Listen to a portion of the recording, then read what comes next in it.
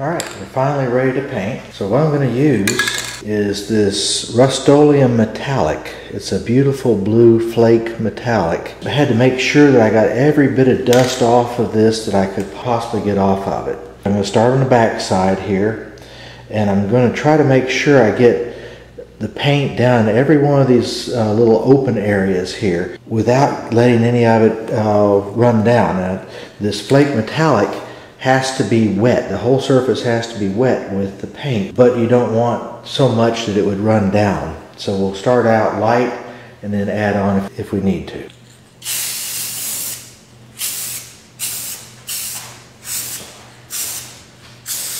So I walk all around so I can spray on every angle of it.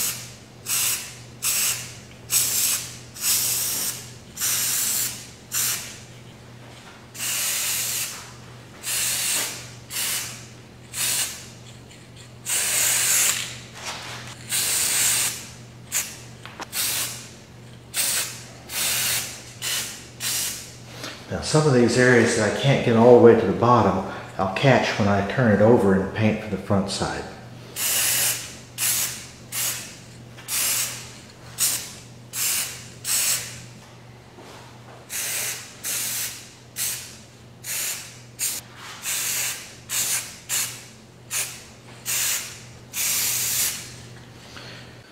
Alright, it's been about 30 minutes. I should have thought about how porous the wood is. And when I sprayed the paint on, it just soaked in and did not give a nice clean coat.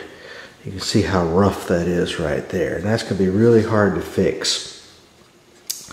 What I should have done here is I should have sprayed it with lacquer, sanded it lightly, and then sprayed it with lacquer again to get a nice smooth finish. So right now I'm going to flip it over here. And I'm pleased though to see that I did not get any runs or drips on the front side.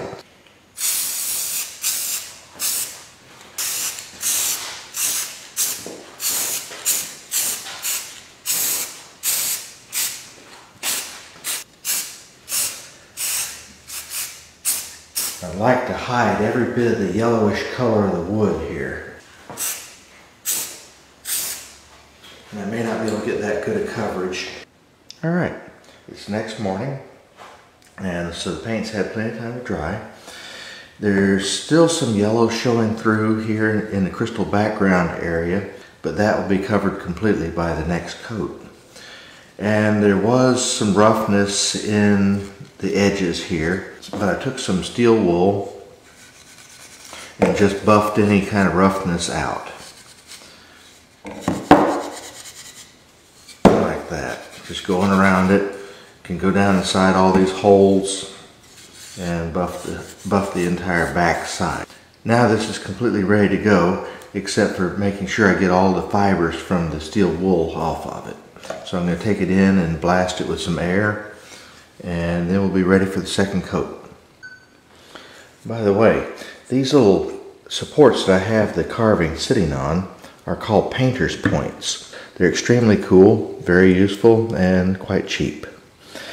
Now, one thing I forgot to mention was that the spray paint is not your friend from a health standpoint. So when you're working with spray paint, make sure you have good ventilation, and preferably outside. Now, if you have to do a lot of spray painting, get a respirator that's rated for that type of material, in this case chemicals. So we're going to put the second coat on now, and it's going to look beautiful when we do.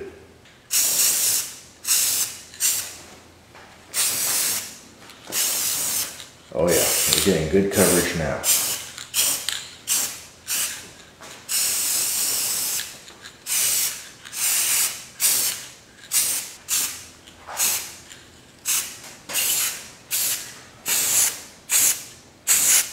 So now we just have to wait about 10 minutes, and then we'll flip it over and put a second coat on the back side.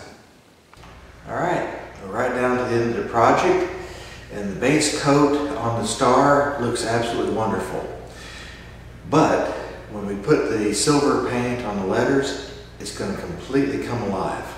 So let's get started with that. To paint the letters on this project, I'm going to use this liquid leaf silver paint. It's worked out very, very well for me, and I'm going to use this small paintbrush here. Painting these letters are very simple. The one thing that you don't want to do is take any chance of dripping paint onto this area. You'll never get it off. So I have to be very careful in how I put it on there. Not too much on the brush at a time. And start working it around on the edges of the letters. Now, I'm not a great painter, so and my hand is not terribly steady. So what I need to do is to work around the edges of these letters and brush off the edge of the letter. So I'm constantly turning the carving while I'm painting. I don't want to try to do it like this because I may hit the front edge of that. So I'm always painting off the edge of the letters.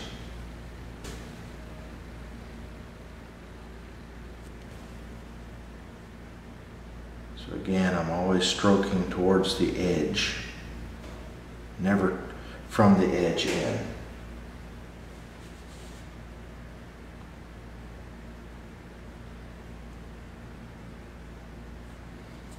All right. And now you can see that letter.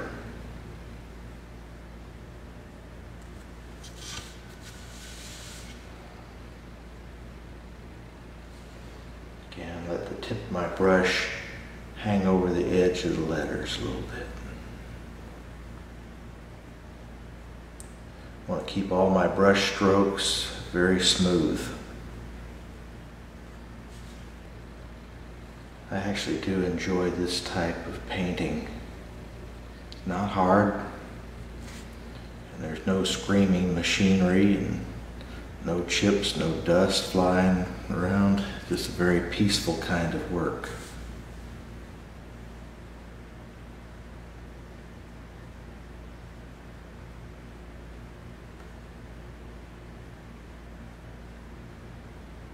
Again, I don't want to be poking at it like that because that's an invitation for me to hit the front edge of it. So I'll turn it around like this and work from this side. And there's no chance of getting off by accident and hitting the other edge. Okay, so I have it all covered now.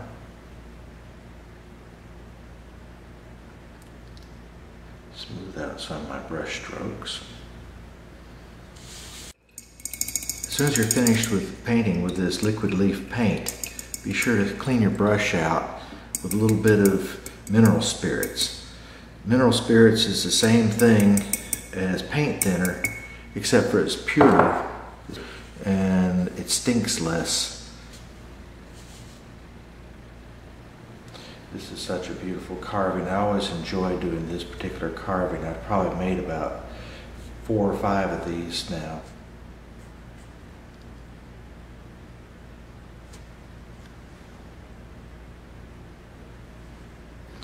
Earlier in the video,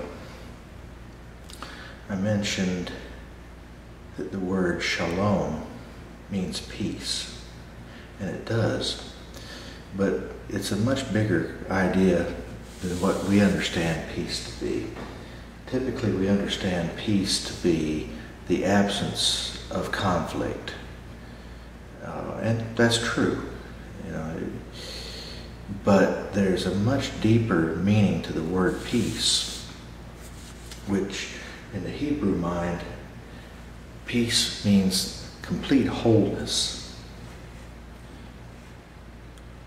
I heard one person describe it as nothing broken and nothing missing. And we're living in a world where people are broken and their lives have so much missing. So much trauma in the world. Of course, the kind of peace that Shalom is really talking about, you can only find that when your life is submitted to the Lordship of Jesus Christ. I'm so thankful that's the kind of life I can live.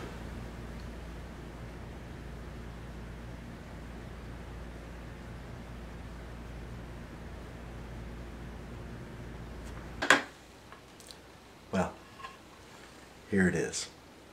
I think it came out beautifully. You've seen all the steps involved in making this project.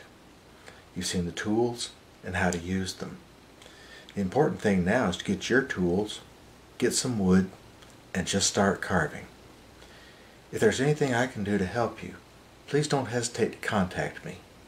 My email address is richard@hiswordandwood.com. I'd love to hear from you. Thanks for watching.